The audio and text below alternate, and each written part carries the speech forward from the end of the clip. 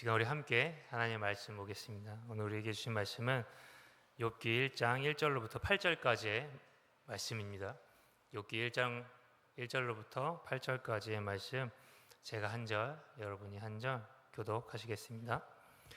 우스 땅에 욥이라 불리는 사람이 있었는데 그 사람은 온전하고 정직하여 하나님을 경외하며 악에서 떠난 자더라. 그에게 아들 7과 딸 셋이 태어나니라. 그의 소유물은 양이 7,000마리요 낙타가 3,000마리요 소가 500결이요 암나귀가 500마리이며 종도 많이 있었으니 이 사람은 동방 사람 중에 가장 훌륭한 자라.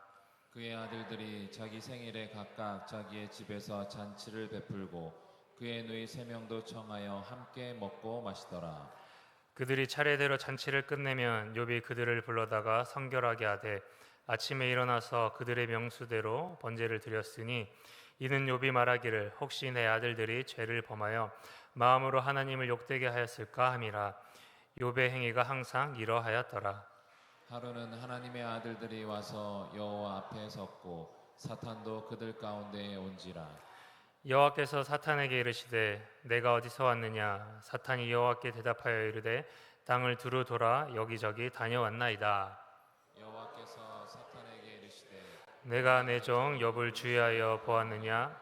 그와 같이 온전하고 정직하여 하나님을 경외하며 악에서 떠난 자는 세상에 없느니라. 아멘. 우리 앞뒤 좌우에 계신 분과 함께 인사하겠습니다. 잘 오셨습니다. 축복합니다. 하나님이 우리와 함께 하십니다. 아멘. 이것 가운데 하나님께서 함께 하신 줄로 믿습니다. 오늘 말씀의 제목은 온전한 탐이라는 제목을 가지고 말씀을 증거하도록 하겠습니다. 우리가 욥기에 대해서 너무나 잘 알고 있어요. 욥은 어마어마한 고난을 받았죠.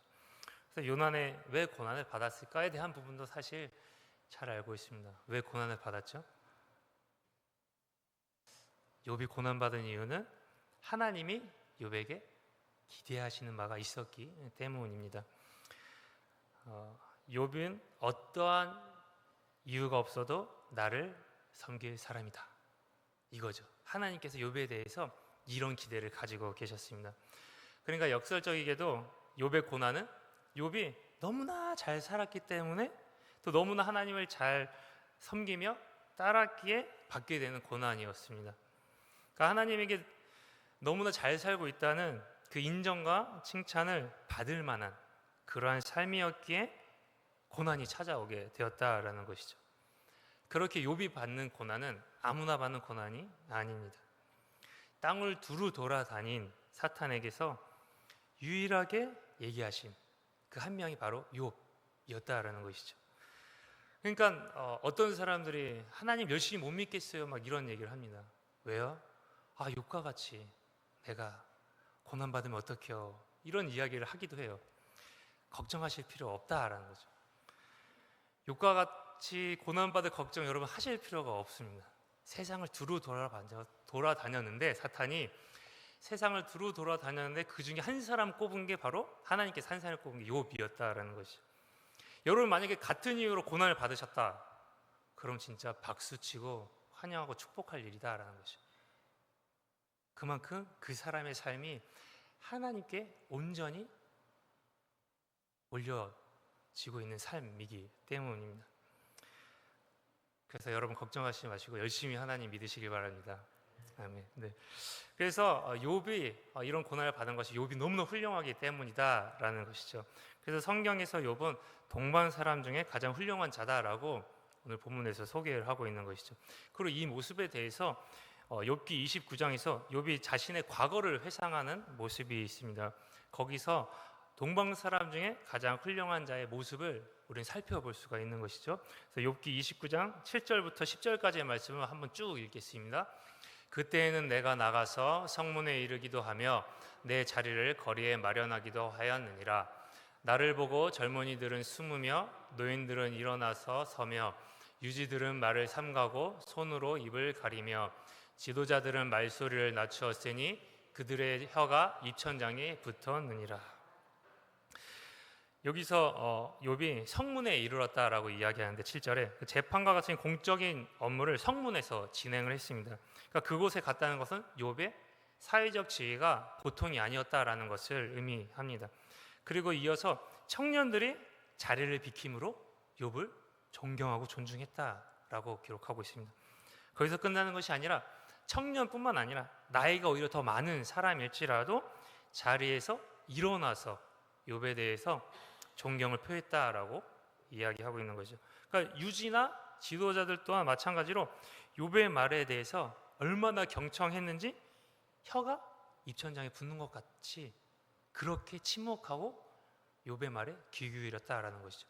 그러니까 모든 사람이 욥을 존경하고 존중하고 욥의 그 한마디에 귀 기울였다라는 것이죠. 어마어마한 영향력을 갖추고 있는 사람이었다라는 것입니다. 그리고 그렇게 그가 존경받는 이유에 대해서 이어지는 11절부터 17절까지의 말씀에 기록하고 있습니다. 우리 또 함께 읽겠습니다. 귀가 들은즉 나를 축복하고 눈이 본즉 나를 증언하였나니 이는 부르짖는 빈민과 도와줄 자 없는 고아를 내가 건졌음이라. 망하게 된 자도 나를 위하여 복을 빌었으며 과부의 마음이 나로 말미암아 기뻐 노래하였느니라. 내가 의를 옷으로 삼아 입었으며 나의 정의는 겉옷과 모자 같았느니라. 나는 맹인의 눈도 되고 다리 저는 사람의 발도 되고 빈궁한 자의 아버지도 되며 내가 모르는 사람의 송사를 돌보아 주었으며 불의한 자의 턱뼈를 부수고 노획한 물건을 그 이새에서 빼내 얻느니라. 아멘. 너무 훌륭한 일들을 많이 했죠. 그가 가진 모든 것으로 자신이 돌볼 수 있는 모든 사람을 돌봤습니다. 그러니까 그렇게 모든 사람으로도 존경과 감사를 받는 사람이 욥이었다라는 것이죠. 그런 삶을 살아냈고요. 특히 13절에서 망하게 된 자도 나를 위하여 복을 빌었다라고 기록하고 있습니다. 근데 다른 번역본인 공동 번역에선 이렇게 기록하고 있습니다. 숨을 거두며 하는 마지막 축복이 자신을 향했다. 숨을 거두면서 하는 말, 축복, 유언이 자신의 자녀를 향한 말이 아니라 욥을 향한 축복이었다라는 것이죠. 그러니까 죽는 사람조차도 이 욥에게 어마어마한 은혜를 입었기에 그 마지막까지도 욥을 향한 축복이 멈추지 않았다라는 것입니다. 표준세 번역에서는 이 13절을 이렇게 번역하고 있습니다. 비참하게 죽어가는 사람들도 나를 축복해 주었다. 13절은 조금 다른 뉘앙스를 띠고 있죠. 비참하게 죽어가요, 사람이. 어떻게 죽어가는지 자세히 알 수 없지만 비참하게 죽어가고 있습니다.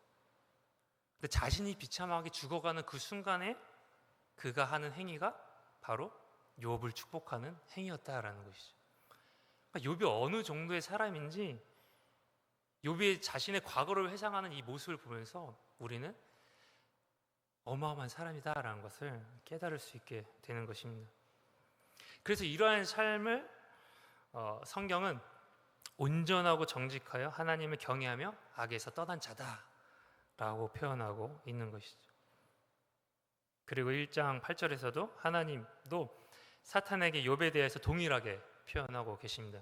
우리 1절과 8절 말씀, 오늘 본문 1절과 8절 말씀 다시 한번 읽겠습니다.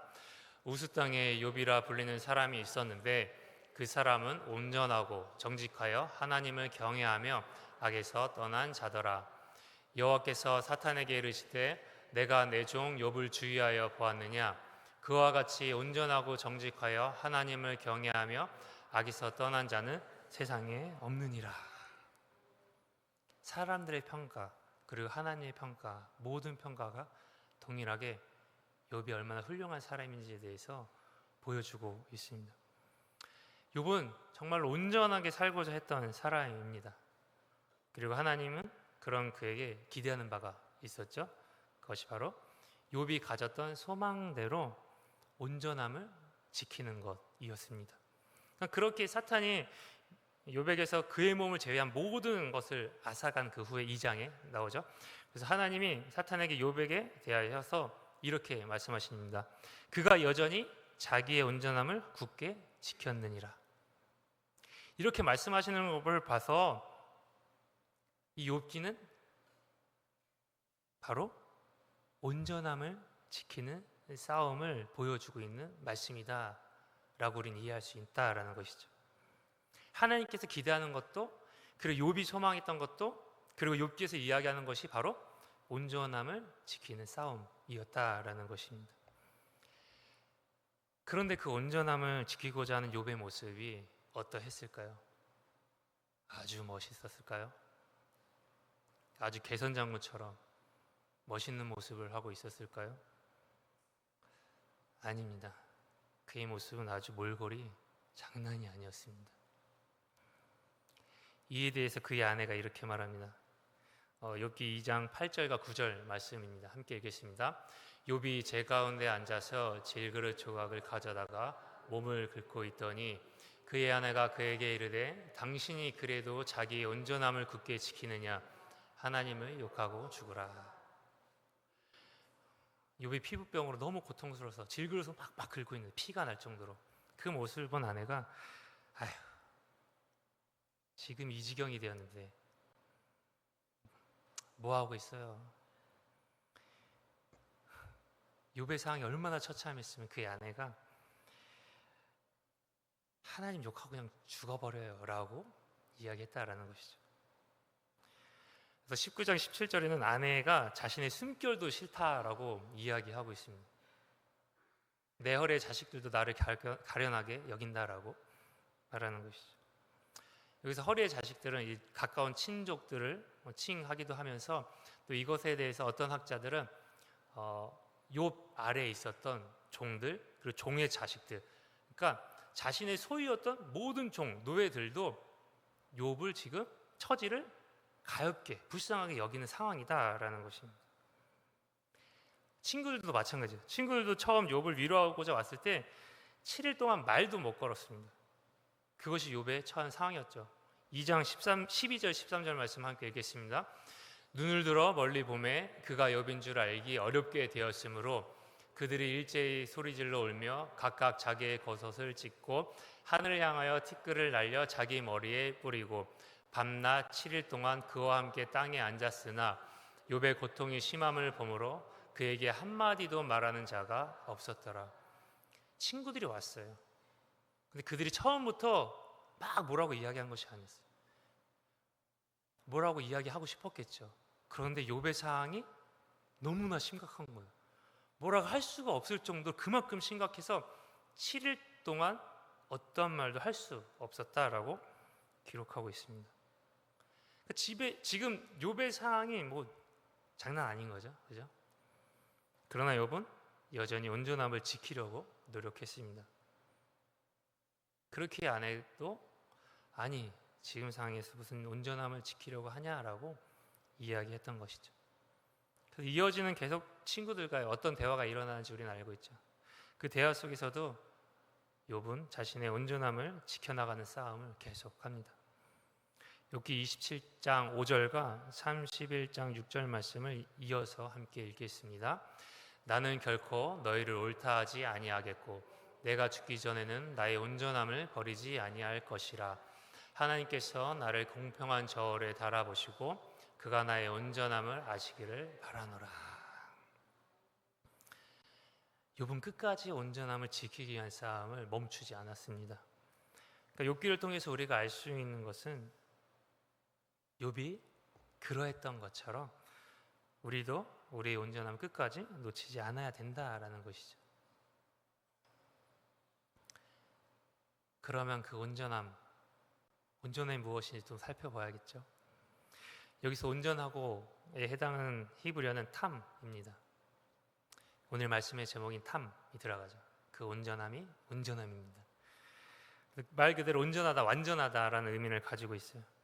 그래서 온전과 완전을 구분해서 이야기하기도 하지만 히브리어에서는 온전과 완전을 따로 구분하고 있지는 않습니다. 그리고 이 단어는 타맘이라는 단어에서 유래했습니다. 근데 이 타맘이라는 단어에서 유래된 단어들이 꽤 많아요. 그 중에 하나가 타밈이라는 단어입니다. 이 단어는 제사를 드릴 때 흠이 없는 제물을 드리라라고 했을 때 사용된 단어입니다. 그러니까 온전하다라는 것은 타밈에 의하면은 흠이 없다는 것을 의미하는 것이죠. 그럼 구약 시대에서 내가 가진 흠을 없애기 위해서 하는 방법이 한 가지 있었죠. 바로 제사입니다. 흠 없는 제물을 하나님께 드림으로 인하여서 우리는 흠 없음이 되고 탐임을 얻게 되는 것이죠. 근데 제사의 과정은 흠 없는 제물을 가져오고 또 안수하고 제물을 죽이고 가죽을 벗기고 각을 떠야 합니다. 근데 이 모든 것을 누가 하냐? 제사장이 해주냐? 그렇지 않습니다. 제물을 갖고 온 그 사람이 그 모든 행위를 해야 됩니다.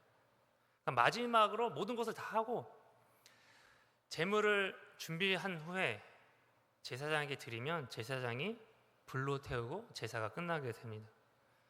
그러니까 제사는 어떤 일이에요? 동물을 직접 죽이는 일이었습니다.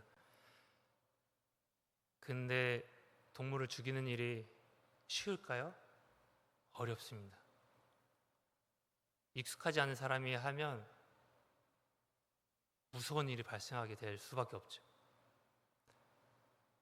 지금이야 뭐 우리나라는 없지만 뭐 미국 같은 경우는 총으로 한 방 쏘면 죽을 수 있다 치지만 소를 한 방에 죽일 수 있는 방법이 쉽지 않습니다. 머리를 쪼개거나 심장을 뚫거나 뭐 이런 방법이 있죠. 근데 우리가 뭘 해봤어야 알죠. 머리를 단번에 뭐 쪼갤 수 있겠어요? 심장을 위치를 어떻게 알아서 심장을 단번에 찌를 수 있었겠습니까? 그러니까 이것은 제사는 그냥 우리가 제사를 생각하면 뭔가 멋있어 보이지만 낭만이라고는 하나도 없는 그 행위가 곧 제사입니다. 피가 사방에 막 튀는 거죠. 칼에 찔리고 창에 찔리고 도끼에 맞은 그 제물이 가만히 있지 못하죠. 날뜁니다. 그 날뛰는 피들이 여기저기 막, 그러면 그것을 잡으려고 하는 나에게도 그 피가 뒤집어 써지게 되는 그런 상황들, 피범벅이 되는 그것이 바로 온전에 이르는 길이다라는 것입니다. 제물의 피로 피투성이 되는 것, 그것이 바로 온전함에 이르는 길입니다. 우리가 일반적으로 생각하는 경건의 모습은 그 안에 없습니다. 그 하나부터 열까지 고생의 길 뿐인 거죠. 근데 그 모든 고생을 다 할지라도 한 가지 과정에 빠지면 이제 물거품이 되는 그것이 바로 안수인 거죠. 제물의 안수함으로 인하여서 제물의 흠이 없음이 나에게로 전가되고 나의 죄가 제물에게 전가되는 것이죠. 그런데요, 안수한다고 해서 나의 죄가 실제로 동물에게 전가될까요? 마치 나 안에 묻어있던 먼지를 떼서 동물에게 묻히는 것처럼 실제로 그렇게 전가가 될까요? 그렇게 옮겨지는 것일까요? 아니겠죠. 네. 그저 안수라는 우리는 행위를 할 때 하나님께서 그렇다라고 인정해 주시는 것입니다. 마찬가지로 우리가 온전할 수 있는 방법이 바로 우리의 삶을 거룩한 산제물로 드려야 되는 것입니다. 거룩을 위해서 우리가 제물을 잡는 것과 같이 우리는 그냥 별거 아닌 모습으로 그렇게 하나님께 드리는 것이 아니라 처절한 피 흘리는 싸움이 그 안에 반드시 있어야 된다라는 것입니다. 그러나 거기서 빠질 수 없는 것이 바로 하나님이 우리를 온전하다라고 인정해 주는 것입니다. 우리가 피 흘리기까지 싸우지만 피 흘리기까지 싸워서 이뤄내는 것이 아니라 우리는 우리대로 피 흘리기까지 싸우지만 결국은 하나님께서 온전하다라는 인정이 있어야 된다라는 것이죠. 그리고 그것을 위해서 제물의 흠이 없음을 인정하시는 것처럼 하나님이 우리에게 온전하다 여기는 것을 우린 또 가지고 있어야 된다라는 것입니다. 그것을 통해서 하나님은 우리를 온전하다라고 여겨주시는 것이죠. 그것이 바로 예수님입니다. 욥이 온전하게 살기 위해서 제사를 드렸다면 우리는 예수님의 십자가 덕분에 온전하게 살게 된 것이다라는 거죠. 우리는 예수님을 소유할 때 비로소 하나님께서 우리 안에 있는 예수님을 보시고 너가 온전하구나라고 말씀해 주신다라는 것입니다. 우리 히브리서 5장 9절과 12장 2절 말씀 이어서 함께 읽겠습니다. 시작. 온전하게 되셨은즉 자기에게 순종하는 모든 자에게 영원한 구원의 근원이 되시고 믿음의 주여 또 온전하게 하시는 이인 예수를 바라보자. 그는 그 앞에 있는 기쁨을 위하여 십자가를 참으사 부끄러움을 개의치 아니하시더니 하나님 보좌 우편에 앉으셨느니라. 아멘. 예수님이 우리를 온전하게 하신다라고 말씀하십니다. 예수님 우리를 온전하게 하시는 분이십니다. 그러니까 우리가 신앙의 여정을 걸어가다 보면 고난도 있고 낙심도 있습니다. 욥이 그러했듯이 우리도 때로는 억울한 상황 가운데 자신의 결백을 주장하고 싶을 때도 덜어 있겠죠. 그러나 우리의 시선이 자신에게 머물면 결국 우리는 한계에 부닥치게 될 수밖에 없는 것입니다. 그럴 때 성경은 우리에게 말하는 것이죠. 온전하게 하시는 예수를 바라보라. 너가 너를 바라보는 것이 아니라 온전하게 하는 예수를 바라봐라. 그것을 우리에게 말씀하고 계십니다. 예수님께서 우리를 온전하게 하신다는 것은 단순히 우리의 부족함을 채우신다라는 것이 아닙니다. 예수님은 우리의 믿음의 시작이 되시고 또 그 믿음을 끝까지 지켜주심으로 우리를 온전하게 하시는 것이죠. 그렇게 우리가 예수님을 소유하고 붙들 수 있는 길은 오직 믿음뿐입니다. 그 믿음은 내 마음 가장 깊은 자리, 그 깊은 자리에서 하나님께 드려지는 고백이죠. 아무도 없고 나와 하나님만 있는, 나와 하나님만 아는 그 자리에서 흘러나오는 진실된 믿음의 고백. 그 고백이 있을 때 우리는 하나님의 아들 예수 그리스도를 소유하게 되는 것입니다. 믿음으로 우리는 예수의 의를 입게 되고 그분의 온전하심이 우리의 것이 되는 것이죠. 그렇게 예수님만이 우리의 길이요 진리요 생명이 될 수밖에 없는 것입니다. 여러분, 날마다 믿음의 고백을 드리는 우리가 되기를 소망합니다. 앞서서 우리가 본 탐 그리고 탐임, 이 단어는 탐함이라는 단어에서 유래됐다라고 말씀드렸습니다. 근데 이 탐함의 뜻은 완성하다, 끝마치다, 끝나다의 의미를 가지고 있습니다. 그래서 이것은 건축을 하거나 글쓰기를 하거나 할 때 그것이 모두 끝나고 마치는 행동을 나타내기도 하는 단어입니다.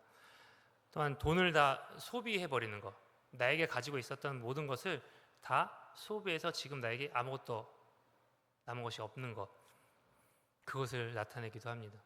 또한 이 단어는 멸망, 마지막 결과를 나타내기도 하는 단어입니다. 우리가 예수님으로 온전해진 것처럼 우리는 오늘도 예수님을 말미암아 탐함, 완성되어져 가는 자가 되어야 될 줄로 믿습니다. 우리 모두 예수님으로 인해 온전해지고 또 예수님으로 인해서 완성되어지는 하나님의 거룩한 작품이 되길 소망합니다. 그런 삶을 오늘도 내일도 끊임없이 살아갈 수 있는 그 믿음의 자녀들 되기를 예수 그리스도의 이름으로 축복합니다. 우리 시간 함께 기도하실 때 욥이 온전함을 지키려 했던 것처럼 어떤 상황 속에서도 믿음을 굳게 붙드는 자 되게 해달라고, 또 무엇보다 온전하게 하시는 오직 예수님만을 바라보는 우리가 되게 해달라고, 또 가정과 교회의 부흥을 위해서 담임 목사님의 안식 그 기간을 위해서, 또 다음 세대 주님의 복음 위에 간절히 굳건하게 세워달라고, 또 둔촌정 시대가 활짝 열리도록 포련 아파트 1만 2천 세대의 전도를 위해서 또 우리가 각자의 기도 제목과 소원하는 바를 놓고 우리 시간 주여 3번 부르고 함께 기도하시겠습니다. 주여, 주여, 주여.